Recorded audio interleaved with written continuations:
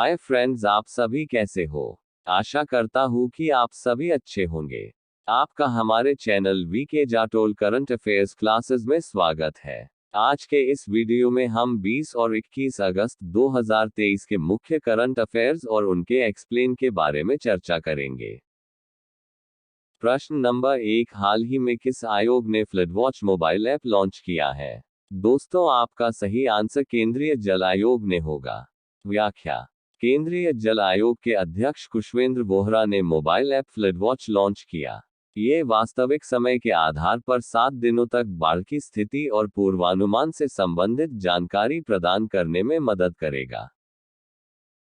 App विभिन्न स्रोतों से वास्तविक समय के नदी प्रवाह डेटा का उपयोग करता है।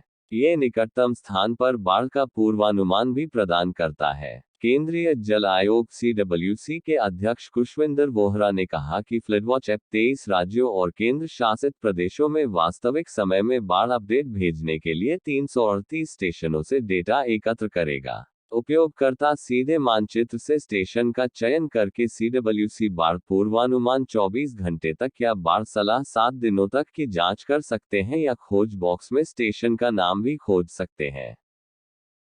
यह ऐप सटीक और समय पर बाढ़ पूर्वानुमान देने के लिए उपग्रह डेटा विश्लेषण, गणितीय मॉडलिंग और वास्तविक समय की निगरानी जैसी उन्नत तकनीकों का उपयोग करता है। इस उपयोगकर्ता अनुकूल ऐप में पठनीय और ऑडियो प्रसारण है और जानकारी 2 भाषाओं यानी हिंदी और अंग्रेजी में उपलब्ध है। प्रश्न नंबर 2, हाल ही में किसने नाविकों और मछली पकड़ने वाले समुदाय के लिए समुद्र मोबाइल ऐप लॉन्च किया है। दोस्तों, आपका सही आंसर भारतीय राष्ट्रीय महासागर सूचना सेवा केंद्र INCOIS ने होगा।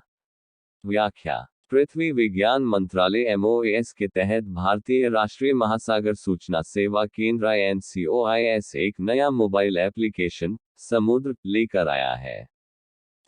संस्थान के वैज्ञानिकों ने बताया कि मोबाइल ऐप उपयोगकर्ताओं को सुनामी, तूफान, ऊंची लहरें और उफनती लहरों जैसी समुद्री आपदाओं पर वास्तविक समय के अपडेट और महत्वपूर्ण अलर्ट के साथ सशक्त बनाता है, जिससे व्यक्तियों और समुदायों को सूचित रहने और आवश्यक सावधानी बरतने में मदद मिलती है, जो नाविकों और मछली पकड़ने वाले समुदाय दोनों के लिए उपयोगी है।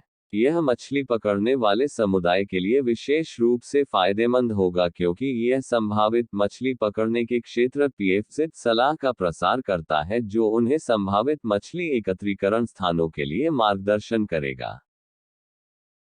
प्रश्न नंबर 3, किसने पश्चिम बंगाल में मेरा बंगाल नशा मुक्त बंगाल अभियान का शुभारंभ किया है। दोस्तों, आपका सही आंसर राष्ट्रपति द्रौपदी मुर्मू जी के द्वारा होगा। व्याख्या। राष्ट्रपति द्रौपदी मुर्मू ने आज 17 अगस्त को राजभवन, कोलकाता में ब्रह्मा कुमारीज द्वारा आयोजित नशा मुक्त भारत अभियान के तहत मेरा बंगाल नशा मुक्त बंगाल अभियान की शुरुआत की। इस अवसर पर बोलते हुए राष्ट्रपति ने कहा कि नशीली दवाओं का दुरुपयोग एक मुद्दा है, समाज और देश की चिंता का विषय है। इन लतों के कारण युवा अपने जीवन में सही दिशा का चयन नहीं कर पाते हैं। उन्होंने कहा कि आध्यात्मिक जागृति, चिकित्सा, सामाजिक एकजुटता और राजनीतिक इच्छाशक्ति के जरिए इस स्थिति में सुधार किया जा सकता है। उन्होंने ऐसे मुद्दों पर चर्चा करने और उन्हें हल करने के लिए काम करने के लिए ब्रह्मा कुमारीज जैसे संगठनों की सराहना की। राष्ट्रपति ने नशीली दवाओं का सेवन करने वाले लोगों से आग्रह किया कि वे अपना जीवन बर्बाद न करें। उन्होंने कहा कि अगर वे किसी भी तरह के तनाव में हैं तो उन्हें अपने दोस्तों, परिवार या किसी सामाजिक संगठन से बात करनी चाहिए। ऐसी कोई समस्या नहीं जिसका सामना वे अपनी इच्छाशक्ति से न कर सकें। उन्होंने कहा कि असामाजिक तत्व नशीली दवाओं के उपयोग और लत का फायदा उठाते हैं। ड्रग्स खरीदने में खर्च होने वाले पैसे का इस्तेमाल आपराधिक गतिविधियों में भी किया जाता है। उन्होंने विश्वास व्यक्त किया कि नशे के आदी लोग अपने भले के लिए तथा समाज और देश के हित में इस बुरी आदत से बाहर आ जाएंगे। प्रश्न नंबर 4, किस राज्य सरकार ने पूरे राज्य को प्राकृतिक आपदा प्रभावित क्षेत्र घोषित कर दिया। दोस्तों, आपका सही आंसर हिमाचल प्रदेश राज्य सरकार ने होगा। व्याख्या। लगातार बारिश से बड़े पैमाने पर हुई क्षति के बाद हिमाचल प्रदेश सरकार ने 18 अगस्त 2023 को पूरे राज्य को प्राकृतिक आपदा प्रभावित क्षेत्र घोषित कर दिया। एक आधिकारिक अधिसूचना में राज्य सरकार ने कहा, ये निर्णय इसलिए लिया गया क्योंकि हिमाचल प्रदेश में चालू मानसून के मौसम के दौरान मानव जीवन की अभूतपूर्व क्षति और सार्वजनिक और निजी संपत्ति को भारी विनाश, क्षति और नुकसान हुआ। मुख्यमंत्री सुखविंदर सिंह सुक्खू ने इस बात पर जोर दिया कि राज्य सरकार सक्रिय रूप से राहत, बचाव और पुनर्वास प्रयासों में लगी हुई है, जिससे प्रभावित व्यक्तियों को हर संभव सहायता प्रदान की जा रही है। मुख्यमंत्री ने कहा कि हाल के दिनों में लगातार भारी बारिश, बादल फटने और भूस्खलन से राज्य को काफी नुकसान हुआ है। जल आपूर्ति, बिजली वितरण, सड़कों और अन्य आवश्यक संसाधनों में व्यवधान के साथ लोगों की आजीविका बुरी तरह प्रभावित हुई है। कृषि और बागवानी सहित आर्थिक गतिविधियों पर भी प्रतिकूल प्रभाव पड़ा है। संचार नेटवर्क पर भी नकारात्मक प्रभाव पड़ा है। उन्होंने कहा कि अब तक 12,000 से अधिक घर क्षतिग्रस्त हो गए हैं और बहुमूल्य जीवन की हानि 330 तक पहुंच गई है। 10,000 करोड़ रुपए से अधिक की वित्तीय हानि के कारण हिमाचल प्रदेश को प्राकृतिक आपदा प्रभावित क्षेत्र घोषित किया गया है। प्रश्न नंबर 5, महाराष्ट्र मंत्रिमंडल ने किस सड़क योजना के कार्यान्वयन की घोषणा की है? दोस्तों, आपका सही आंसर भगवान बिरसा मुंडा होगा। व्याख्या: महाराष्ट्र मंत्रिमंडल ने भगवान बिरसा मुंडा सड़क योजना के कार्यान्वयन की घोषणा की, जिसका उद्देश्य राज्य के 17 जिलों के आदिवासी क्षेत्रों में सड़क कनेक्टिविटी बढ़ाना है। इस योजना का उद्देश्य सुदूर आदिवासी क्षेत्रों को मुख्य सड़कों से जोड़ना है। इस योजना के तहत सभी आदिवासी बस्तियों को 12माही मुख्य रास्ते से जोड़ने, आदिवासी उपयोजना क्षेत्र के सभी 8माही रास्तों को 12माही किया जाएगा। आदिवासी उपयोजना क्षेत्र के सभी प्राथमिक स्वास्थ्य केंद्रों और आश्रमशालाओं को मुख्य सड़कों से जोड़ा जाएगा। इस परियोजना पर लगभग 5,000 करोड़ रुपए खर्च होंगे। इससे 6,838 किलोमीटर लंबे रास्ते का निर्माण किया जाएगा। इससे पहले बीते मार्च महीने में उपमुख्यमंत्री तथा तत्कालीन वित्त मंत्री देवेंद्र फडणवीस ने आदिवासी बस्तियों को मुख्य रास्ते से तोड़ने के लिए भगवान बिरसा मुंडा जोड़ रास्ता योजना लागू करने की घोषणा की थी। प्रश्न नंबर 6, किसको पावर फाइनेंस कॉर्पोरेशन पीएफसी का सीएमडी नियुक्त किया गया है? दोस्तों, आपका सही आंसर परमिंदर चोपड़ा को होगा। व्याख्या: पावर फाइनेंस कॉर्पोरेशन पीएफसी ने परमिंदर चोपड़ा को अध्यक्ष और प्रबंध निदेशक सीएमडी नियुक्त किया है। वह भारत की सबसे बड़ी एनबीएफसी का नेतृत्व करने वाली पहली महिला बन गई। परमिंदर चोपड़ा के पास बिजली और वित्तीय क्षेत्र में 35 वर्षों से अधिक का अनुभव है। पीएफसी में उन्होंने संसाधन जुटाने, घरेलू और अंतर्राष्ट्रीय बाजार, बैंकिंग, ट्रेजरी, परिसंपत्ति देनदारी प्रबंधन और तनावग्रस्त परिसंपत्ति समाधान सहित प्रमुख वित्त कार्यों का नेतृत्व किया है।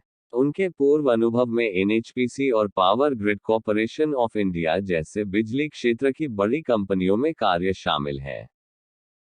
उनके नेतृत्व में पीएफसी ने स्वच्छ ऊर्जा परियोजनाओं के लिए वित्त पोषण में वृद्धि की है, जिसमें इलेक्ट्रिक वाहनों, जैव ईंधन, राउंड द क्लॉक जैसे हाइब्रिड नवीकरणीय ऊर्जा, नवीकरणीय उपकरण निर्माण और हाल ही में स्वच्छ ऊर्जा डेवलपर्स के साथ 2.40 लाख करोड़ रुपए के समझौता ज्ञापन पर हस्ताक्षर किए गए हैं। Power finance corporation PFC Bharat में स्थित एक वित्तीय संस्थान है जो विभिन्न बिजली और ऊर्जा से संबंधित परियोजनाओं के लिए धन और वित्तीय सहायता प्रदान करने में माहिर है। 1986 में स्थापित पीएफसी देश में बिजली क्षेत्र के विकास में सहायता करने में महत्वपूर्ण भूमिका निभाता है। पीएफसी का प्राथमिक उद्देश्य बिजली उत्पादन, पारेषण और वितरण परियोजनाओं के विस्तार, आधुनिकीकरण और विकास के लिए धन की उपलब्धता सुनिश्चित करना है। ये बिजली उद्योग में शामिल सार्वजनिक और निजी दोनों क्षेत्रों की संस्थाओं को वित्तीय समाधान प्रदान करता है। प्रश्न नंबर 7, पारसी नव वर्ष 2023 कब बनाया गया है? दोस्तों, आपका सही आंसर 16 अगस्त को होगा। व्याख्या: दुनिया भर में 16 अगस्त 2023 को पारसी समुदाय के लोग अपना नववर्ष पूरे हर्षोल्लास के साथ मना रहे हैं। ये त्योहार साल में 2 बार मनाया जाता है, एक 16 अगस्त को और दूसरा 21 मार्च को।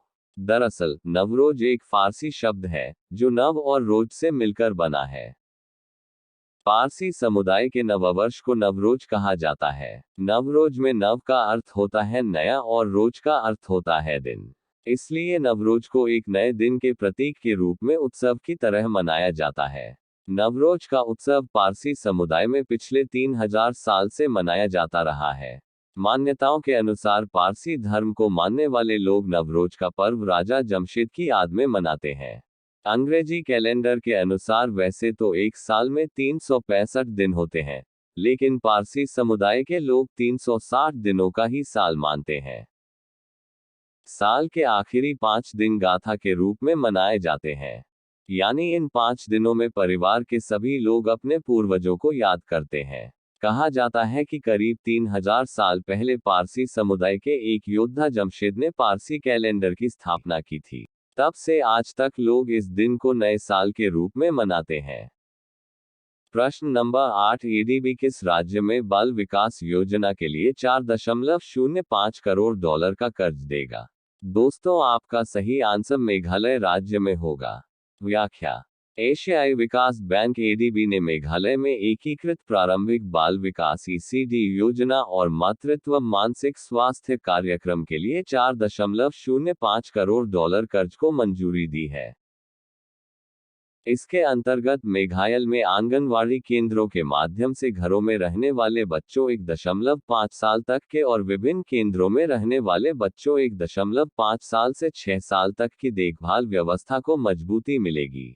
एडीबी ने एक बयान में कहा कि परियोजना का लक्ष्य पालन पोषण देखभाल तक पहुंच में सुधार करना है। इस परियोजना में राज्य सरकार 1.57 करोड़ डॉलर का योगदान दे रही है। अब ये प्रश्न आप लोगों के लिए। आप सभी लोग इसका आंसर कमेंट बॉक्स में जरूर बताएं। प्रश्न नंबर 9, हाल ही में देश का पहला 3D प्रिंटेड पोस्ट ऑफिस कहां पर खोला जाएगा? आपके ऑप्शन है: A New Delhi, B Bengaluru, C Jaipur, D Mumbai. Last video के प्रश्न का आंसर हमने आपसे पूछा है कि सूर्य का अध्ययन करने वाला भारत का पहला अंतरिक्ष मिशन कौन सा है? आपके ऑप्शन है: A Aditya L one, B Aditya L two, C Aditya एल3, डी आदित्य एल4। दोस्तों, आपका सही answer option number A Aditya L one होगा। व्याख्या: भारतीय अंतरिक्ष अनुसंधान संगठन इसरो इस महीने आदित्य एल1 उपग्रह के अगले प्रक्षेपण की तैयारी कर रहा है। सूर्य के बारे में अध्ययन करने के लिए भारत का ये पहला अंतरिक्ष मिशन होगा। इस उपग्रह में सौर वातावरण, सौर चुंबकीय तूफान और पृथ्वी के पर्यावरण पर पड़ने वाले इसके प्रभाव का अध्ययन करने के लिए 3 उपकरण भेजे जाएंगे। इसे पृथ्वी और सूर्य के बीच एल1 पॉइंट पर होलो कक्षा में भेजा जाएगा। यह उपग्रह प्रक्षेपण के बाद होलो कक्षा में पहुंचने के लिए करीब 109 पृथ्वी दिवस का समय लेगा और 15 लाख किलोमीटर से अधिक की दूरी तय करेगा। आदित्य एल1 अंतरिक्ष यान बेंगलुरु में UR राव उपग्रह केंद्र में तैयार किया गया है और प्रक्षेपण के लिए श्रीहरिकोटा में सतीश धवन अंतरिक्ष केंद्र में पहुंच गया है।